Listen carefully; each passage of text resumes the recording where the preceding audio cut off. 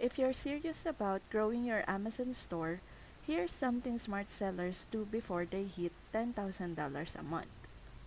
They lock in their business insurance early.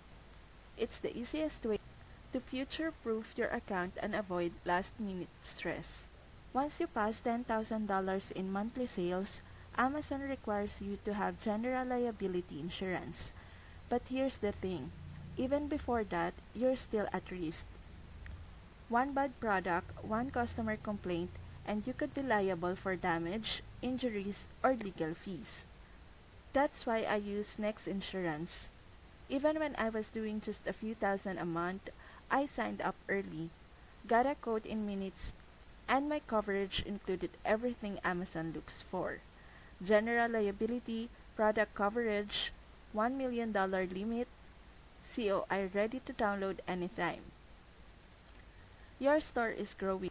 Don't wait until you're scrambling to stay compliant. Click the link in the description to get your next insurance today and protect your business before it becomes a problem.